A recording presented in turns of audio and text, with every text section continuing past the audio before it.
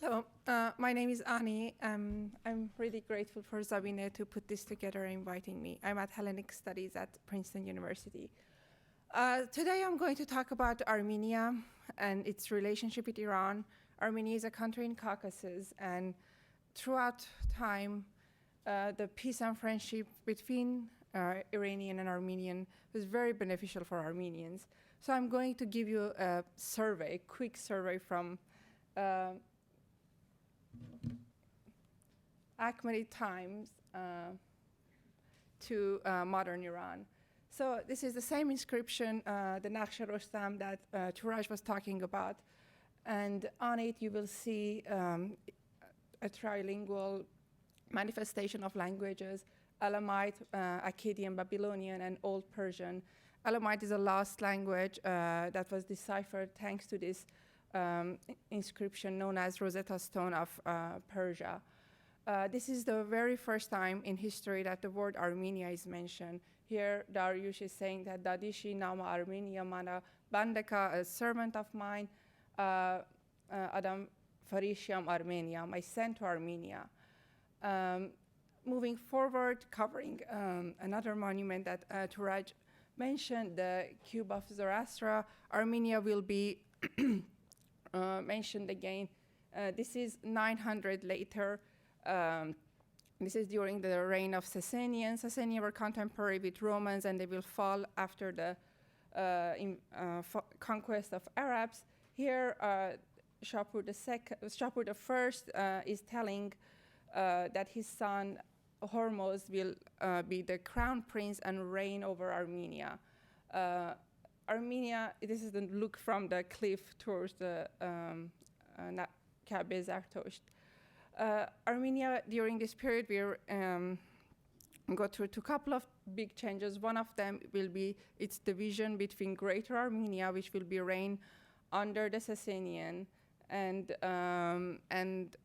the second one will be the invention of Armenian alphabet for the first time. So a man from the Greater Armenia, which is under the suzerainty of Sasania, will travel to Edessa and Amida and come back with the Armenian alphabet.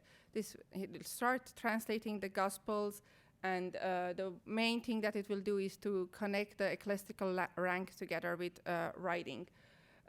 During this time, this is a very short period of amazing peace that lasted for as long as the king was in peace. King was in charge, King Yazgerd I, and the peace was in a way extraordinary for Syriac-speaking Christianity, because King Yazgerd I asked Theodosius II, the Roman emperor, to send him a bishop to organize the affairs of the bishops in Sasanian Iran in 410. So these are two different churches. One is Miaphysite, one is that will be Diophysite, but they're both under Sasanian Iran, and their fate will be sealed in 5th century. You have to remember this map because I'm going to talk about it. The line. I'll do this. This line, almost Tigris, will divide Greater Armenia to Lesser Armenia, and Lesser Armenia. On the east will be Greater Armenia.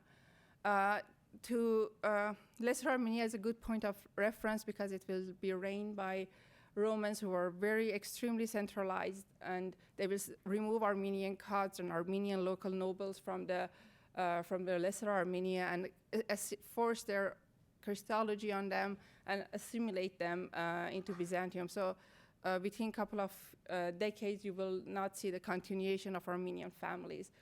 Greater Armenia under the Sasanian will prosper. Its ecclesiastical rank will be more or less intact. The nobility will be included in the grandees of the Sasanian, so it will have a different destiny. After the fall of the Sasanian Arabs, the Greater and Lesser Armenia will join together, and there will be no longer the battle scene between the two great empires of the late antiquity.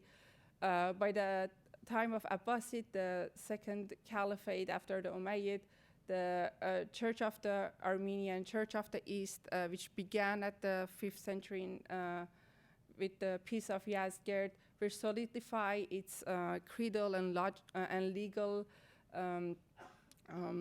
cannons, and this was in response and in reaction to what was happening in Islamic theology and in Islamic law. The first book of code of law will be written in 10th century in Armenia and in 8th century in Syriac. This is Baghdad. So around, I'm jumping time again, around 1258, around 13th century, the capital of Abbasid will fall, the Baghdad will sack, and Mongol will come into the scene, and Armenia will make pact with Ilkhanid, which are descendant of the descendant family of Mongols. During this time, Armenian will begin this vast and connected network of trade that will connect. This is thanks to Mongol. It connects them to Europe, Venice, Amsterdam, Vienna, and to the west, and to the east to India and China. And this is one of the building kind of renewed during the Ilkhanid period.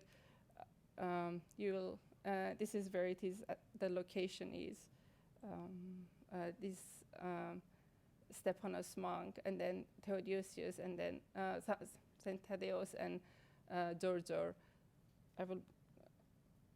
I try to keep this map, this is where these three monasteries will be. So you can see the church. It has this touch of Seljuk tent. The entrance is like entering the tent. This is Saint Stephanos. It was renewed and restored many times by different Iranian government, from Mongol to Qajars to modern Islamic Republic.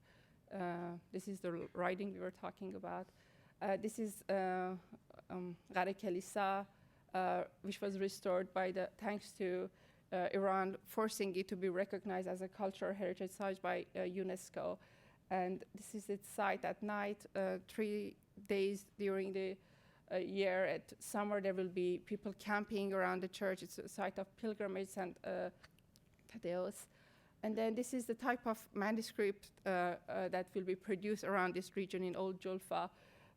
So this is God, the creator, on the seventh day when he's resting, and he's pointing to the 4 beasts of apocalypse. And this is God creating the world. And the reading says, God had pity us and created the universe for us. So if you have never seen God here, he looks like it has touch of Buddha. This is thanks to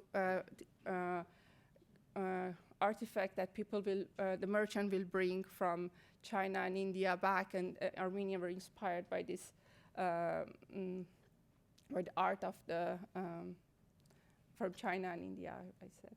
So Shah Abbas the first, who is Safavid Shah, they're contemporary with Ottomans. He decides that he can no longer protect Armenian in northwest, as there's a war going on between Ottoman and Safavid. So he relocates them and moves them from, the red line is, from where they are near Old Julfa into the heart of the Sasanian, into the heart of the Safavid empire, Safavid in Isfahan, Julfa. So he built them a church. It looks like a mosque from outside, but the inside is interior is filled with.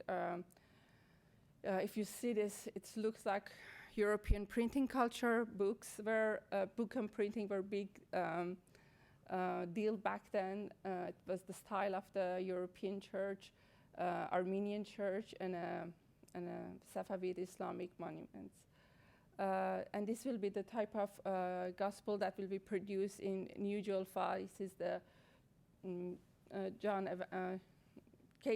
cave of apocalypse. This is John the Evangelist receiving the revelation. This is his student writing it down. And I just want to wrap up with the church that I was baptized in, me and my siblings. This is in Tehran, in Mejidiyeh. And this was built a couple of years before I was born. So still in Iran, church are being built. So my piano teacher took me upstairs. She was playing the organ, and I hear the choir and the light. It was one Easter day, and the smoke from the censer, and everything just adds up for me to just have this moment of sacred. And I just want to, in a way of conclusion, said that Iran is our homeland of Armenians, of Jews, of people who were born and raised there, of many ethnicities and religions, and its heritage is world heritage. And thank you for listening.